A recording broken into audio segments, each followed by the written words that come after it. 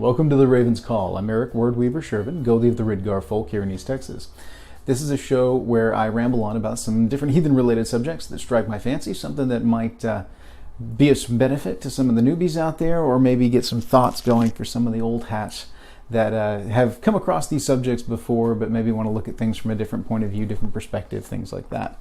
So today I want to talk to you about the 9 noble virtues. This is something I'm sure everybody has come across in their dealings, especially newbies. Everybody comes across the 9 noble virtues at some point in time in their early days in heathenry, and there's some mixed stances on what they are and what they mean to heathenry in general. And with that, we've also got a couple of other lists that go along with those. Now here, just for the sake of history's sake, the 9 noble virtues are a list of heathen ethics and virtues that are extrapolated from the Havamal, Sigdrifamal, some of the source materials, and put into a codified list. Now, there's some debate as to where they originate from, because there were a couple of lists that came out about the same time. There was a list that came out of the Odinic Rite, and also out of the Asatru Free Assembly, which later became the Asatru Folk Assembly. Now, the list out of the Odinic Rite was put together by John Yowell and John Gibbs Bailey, I believe. And then, of course, Stephen Flowers, also known as Edred Thorson, was a member of the Asatru Free Assembly at the time that he developed his list of 9. And these were developed in 1974. Now, of course, the purpose behind them is to be recognized as an official religion. There have to be certain things in place, certain codified rules and ethics, etc., depending on the government that you're dealing with, etc. Of course, the Odinic Rite was operating out of the UK at the time, I believe. Don't hold me to that. And this was one of the things that they put together. Now, both the Odinic Rite and the Asatru Free Assembly, later the Asatru Folk Assembly, fall into national organizations. You can go back and look at my video, Grassroots Heathenry, to see how I feel about those. So I'm going to leave the commentary to the side, needless to say. I'm also going to have to go to my cheat sheet here a little bit, because I don't mess with the 9 noble virtues. I've been in heathenry way too long, and I see some issues here with these lists that are so easy to digest. They're nice and handy. You can put them on a sheet of paper and look at them, but they've got their ups and downs. Personally, not a fan.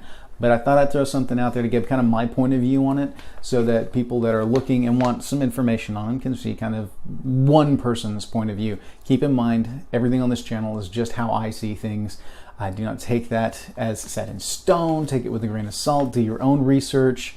Talk to people. Build your own opinions, especially new heathens. You know, the old hats are going to look at this and go, another one on the NNV? I don't need to read this. I don't need to listen to this. You new guys, new folks coming into it may want to, if anything, just take this as a, hey, look at everything, think it out, and ask questions before you just snag on to anything in general, okay? So, let's talk a little bit about the 9 noble virtues themselves. They're listed out as courage, truth, honor, fidelity, discipline, hospitality, self-reliance, industriousness, and perseverance. Now, that's a handy little list. It sounds great, right? These are just wonderful virtues that everybody should take to heart, etc., etc. Okay, no big deal, right? Yes and no. The problem with the NNV is they're not intrinsically heathen, necessarily. These kind of virtues work across multiple cultures, which is true of pretty much the base virtues of most religions. There's a lot of crossover. That's not necessarily a bad thing. That's just simply how humans work. We tend to value a lot of the same things.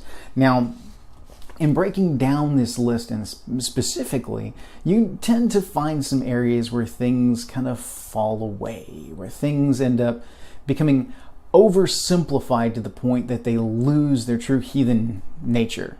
And so the NNV itself is a tool. It is a tool that can be used to develop one's worldview, but it is only one tool. It's one tool in the toolbox, and I find that it is a very specific tool that does not really encapsulate all of the heathen worldview. I find it to be oversimplified and a little too boiled down. It doesn't really grasp some of the key elements. Let's take, for example, if you look at, hospitality. Yes, hospitality exists throughout the lore. You can find rules for hospitality in the Havamal. You can find it listed in all sorts of different things. Hospitality is a very important part of heathenry and how we do things.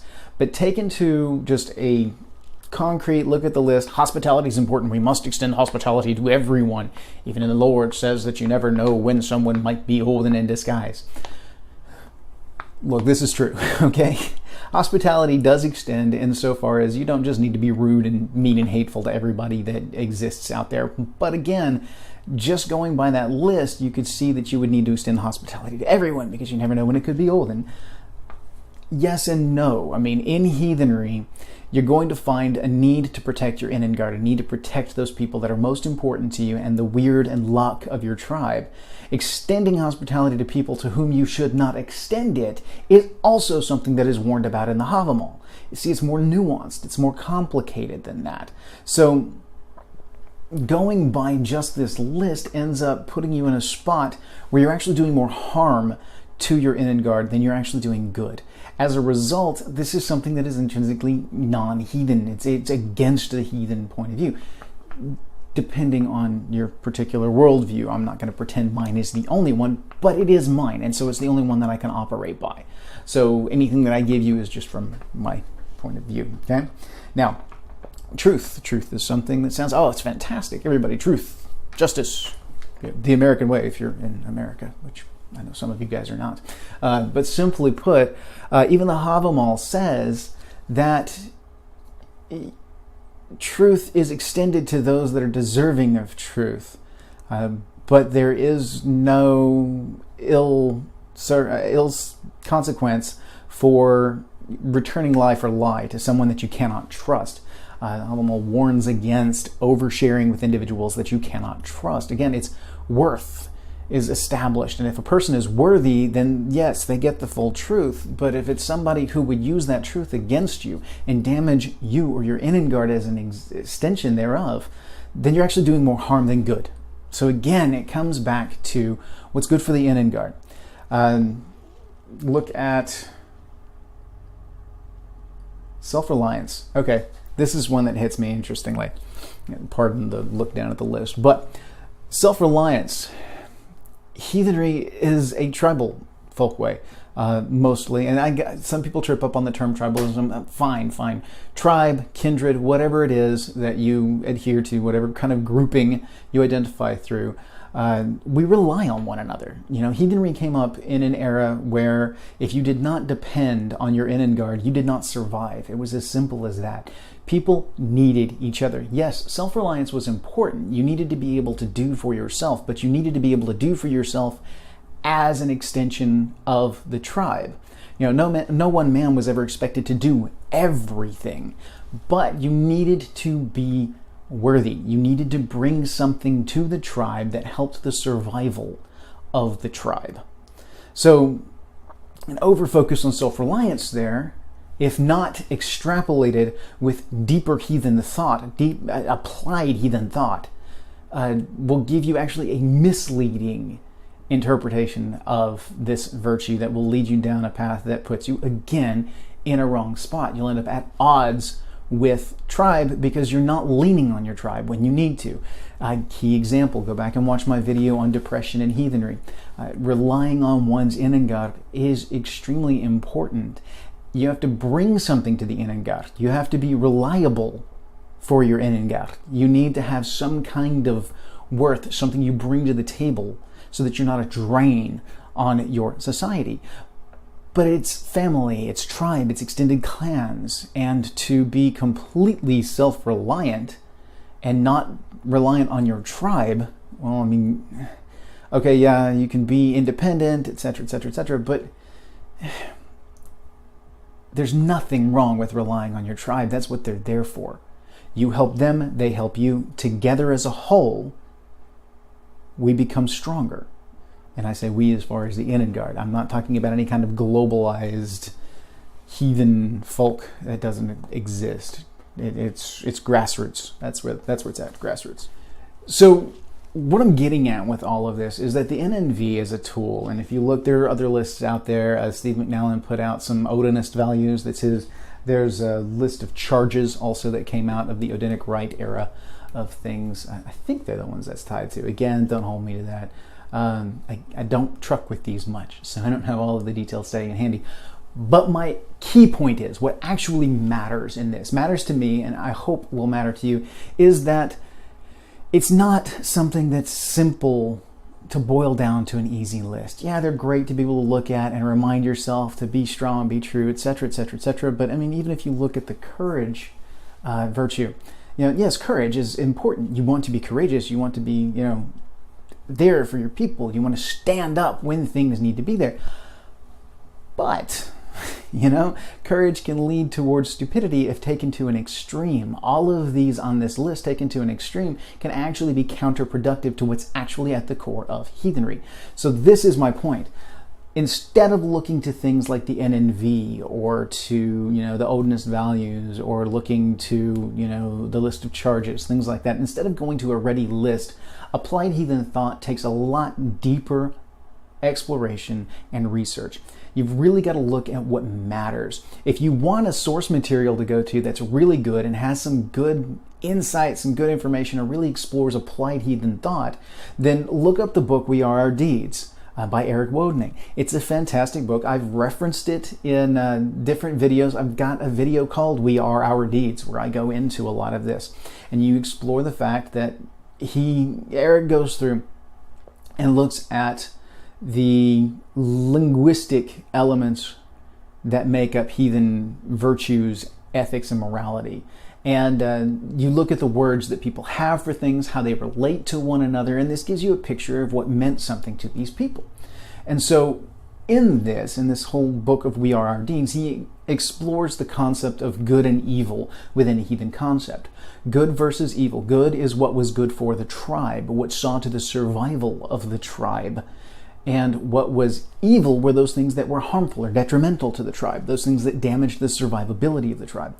This can be active forces. This can also be through negligence, something that is, action was better than inaction. That was seen and listed in the book. The idea being that it's better to do something and be wrong than it is to sit by and do nothing at all and let bad things happen. That negligence is a sin on the tribe. Sin is another word that has a place within heathenry, just not within the context that everybody else kind of sees it as. Sin was seen as something that was a betrayal, an ill deed done towards the tribe. So a sin for a heathen would be to be negligent and allow something bad to happen to the tribe, or to actively do something bad that hindered the survival of the tribe, damaged the luck of the tribe, the overall well-being of the tribe. It's innengard versus utengard. It's inner yard versus outer yard. Another concept that taken to the extreme can be dangerous. So it is something that needs to be understood in its nuanced forms. Research, read, do, look, explore, and then think about these things. Synthesize the information that you get. Don't go to some handy little list that's, great and easy to go to. It goes on a t-shirt, it goes on a postcard, it can be on a poster on your wall. It's great as an iPhone background. Sure. But is that really heathenry? I mean, come on. We're talking about our religion, our folk way, our culture. And, when it comes to my religion and folkway and culture, I don't truck with the NNV. I don't truck with any of those lists because they're of no use to me. Not really. I like things that I can delve into and really get to the heart of and explore. I like to apply heathen thought. I spend a lot of time doing this. I'll take concepts and bounce them off of my tribe brothers and sisters, and we'll do all kinds of deep thinking exercises on these. There's a number of other lists that you can go to explore these kind of ideas. They're handy, they're a useful little tool, but to be quite honest, I don't mess with any of these, which is why I can't necessarily recite any of them from memory. While it's great to have something that you can put on a postcard or a t-shirt, like I said before, in all reality, an exploration of ethics and morality goes much deeper than can be summed up on a single leaflet. It really takes applied thought and deep exploration. I find that these lists prove to be more of a crutch and more of a hindrance in the long run. because people will look at them and then that's what they go to. Instead of going to the lore and trying to dig things out, instead of talking to other heathens and trying to play off applied heathen thought and really exploring the depth of heathen morality and ethics, they go to these lists like they're some heathen 10 commandments and like some list of rules of operation for heathenry, and that if you don't abide by these, you're not being heathen. I know some recon heathens and just some general, kind of middle of the road heathens like myself that don't touch these at all. And then I know some new guys that just swear by these things. I don't care. Use what you want to use. Not my hall, not my call. I am not big on things that are put out by national orgs in general. I'm a hashtag grassroots heathenry kind of guy. So I prefer to see things that come up from within tribes.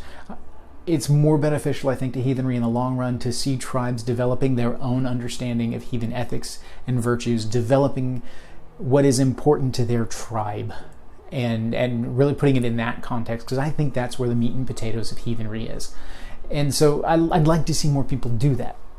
I'd like to see more people go to the Eddas, go to the sagas, look to these things. Sure, you can use the NNV or any of the other lists as kind of a cheat sheet. Go in and say, all right, well, let me look for examples of this in the lore. But don't just look for the confirmation bias of, any time, say, fidelity is established and is, that's the big thing. Look for the points where it differs too. Look at where the gods deviate from these values, for lack of a better term. Look and see how it actually applies. Look to the Havamal and see where all of these things are listed, like hospitality. Again, look at the times where it says to be guarded in your hospitality, because it's in there. There's also the whole don't be a poor guest, don't overstay your welcome, things like that. Moderation, actually, if you're going to boil down a lot of the Havamal into a single word, moderation is one that I think is very key, and one I'll probably do a video on in the future, because you've got so many different sides of things that are reflected within the Havamal. It makes a very keen point on saying, hey, don't go overboard one way or the other. A wise man kind of operates in the middle. That's kind of how I like to live my life, in the middle. But that comes from really delving through the Havamal, really synthesizing things, looking at these relationships and these contradictions, and figuring out where I land on things. In summation, to kind of boil all this down so that I can bring this video to a close, I would say, yeah, the NNV is a tool that you can use, but it's oversimplified, and I find it to actually be more of a hindrance than a help in most times, because you never really look past the list to really delve into the deep application of heathen thought. So I recommend getting out there, doing the reading, talk to other heathens who've been in the scene for a minute and who know their stuff. Bounce some ideas off of them, and don't be afraid to step out, ask questions, or just express your own point of view on things. Be open to learning new things, and I think that you will end up benefiting in the long run. So, because again, you want to be the kind of person that brings good things to your Innengard, so your Innengard can survive into the future. I just don't see the NNV as being a particularly useful tool in that end. It can be useful in the short run. Long run, I find it to be a bit stilted. So anyway, thank you guys for watching today. I hope you enjoyed the video. If you did, give it a like, subscribe to the channel, ding that little notification bell down there. I have discovered that YouTube does not put all of the videos that I release into everybody's subscription feed. I'm not sure why they do that. Something with their algorithms and whatnot. The only way that you can stay up to date on all of the videos is by hitting that notification bell, and then it will give you a pop-up little number to let you know that I've put something new out. So I'm trying right now to put things out on about a weekly basis. So hit me up there. Again, subscribe, like, ding the bell, comment. The more you interact with these videos, the more you're going to see heathen related stuff pop up on your newsfeed.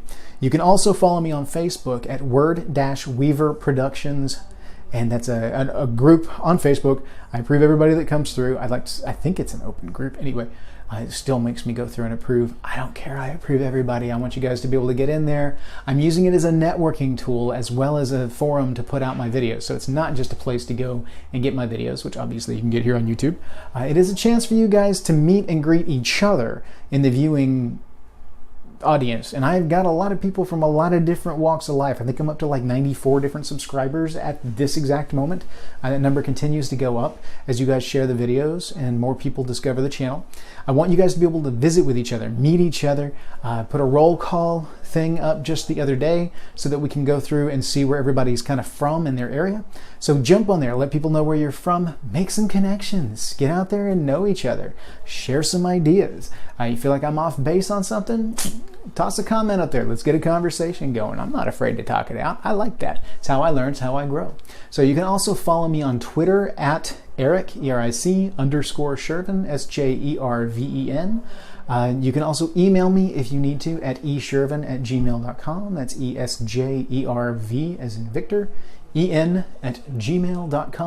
I like to reply to them as quick as I can. I've got a few people that have been emailing back and forth with me. I love these conversations. I love getting to know you guys a little bit better.